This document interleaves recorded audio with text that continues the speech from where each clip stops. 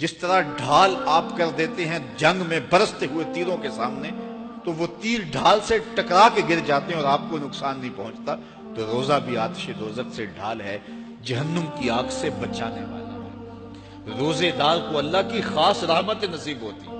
ایک حدیث میں آتا ہے کہ روزے دار کو 2 خوشیاں نصیب ہوتی ہیں۔ ایک خوشی اسے تب ملتی ہے جب وہ روزہ کھولتا ہے، جب سارے دن کی بھوک اور پیاس کاٹنے کے بعد شام کے لمحے ہوتے ہیں اور پھر روزہ منزل تک پہنچتا ہے، تو کس مسرت اور خوشی اور سرشاری کے عالم میں روزہ دار ہوتا ہے کہ شکر ہے کہ اتنی لمبی اور اتنی سخت گرمی کے ماحول کی شدت کے باوجود اللہ تعالیٰ نے مجھے روح منزل کیا۔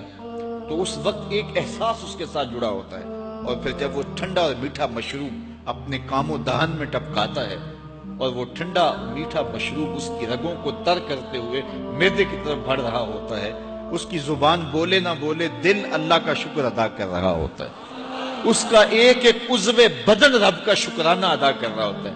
وہ ٹھنڈا اور میٹھا مشروب رگوں کو تر کرتا ہوا آگے بڑھتا چلا جاتا ہے، لیکن شکرانے کا وہ پیکر بن جاتا ہے۔ وہ ایک مسرت، ایک خوشی کا عالم ہوتا ہے کہ روزہ بھی نب گیا، سارے دن کی تکلیف بھی کٹ گئی، اور اللہ نے مجھے افطار کے لمحوں تک پہنچایا۔ فرمایا روزے دار کو ایک خوشی تب ملتی ہے جب وہ روزہ کھولتا ہے، وَفَرْحَةٌ عِنْدَ لِقَاءِ رَبِّهِ، اور دوسری خوشی روزہ دار کو تب ملے گی جب روزے کے صلے میں اللہ اپنا دیدار عطا فرمائے۔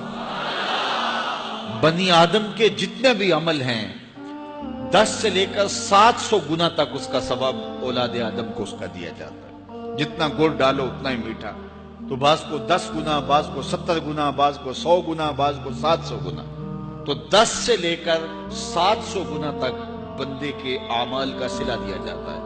لیکن میرے حضور نے فرمایا لیکن روزہ جو ہے اللہ فرماتا ہے وہ میرے لیے ہے اور اس کا اجر میں خود عطا کروں۔ جب وہ خود عطا کرے گا تو کتنا عطا کرے گا؟ سخی اتنا بڑا ہو تو پھر کیا عطا کرے گا؟ بلکہ بعض نے اس کو عجزی بہی کی بجائے عجزہ پڑھا ہے بصیغہ مجہول، کہ روزہ میرے لیے ہے اور اس کی جزا میں خود ہوں۔ باقی اعمال کی جزا جنت ہے، جنت کی نعمتیں ہیں اور بہت کچھ ہے، لیکن روزے کی جزا میں خود ہوں۔ اور جس کو وہ خود مل گیا پھر جنت میں مل گئی، جنت والا جو مل گیا پھر جنت بھی مل گئی، جنت کی نعمتیں بھی مل گئی۔ تو روزہ اللہ کی خوشنودی کا ذریعہ ہے، اس کی رضا کا ذریعہ ہے۔ تو خوش نصیب لوگ روزے کی برکتیں حاصل کرتے ہیں۔ اور ایک روایت میں آتا ہے جب رمضان المبارک کا آغاز ہوتا ہے اللہ اہل ایمان کو، اپنے بندوں کو محبت کی نظر سے دیکھتا ہے، اور اللہ جس کو محبت کی نظر سے دیکھ لے پھر اسے کبھی عذاب نہیں دے گا۔ اللہ اکبر۔ تو یہ روزہ دار کے لیے اللہ کی کرم نوازیاں ہیں، اللہ کی رحمتوں کے اجالے ہیں جو اس کے اوپر برستے ہیں۔ تو میں اور آپ اس ماہ انور کو، اس ماہ نور کو اس طرح سے گزاریں کہ ہمارے اندر کے پاپ دھل جائیں، ہماری غلاظتیں گناہوں کی مٹ جائیں، ہمارا سینہ صاف ہو جائے، ہم اہل ایمان کے لیے کشادہ دل ہو جائیں، ہمیں جو ہے وہ جھوٹ سے، تکبر سے، بخل سے، ریا سے اور دیگر امور بد سے اجتناب کرنے کی عادت پڑ جائے۔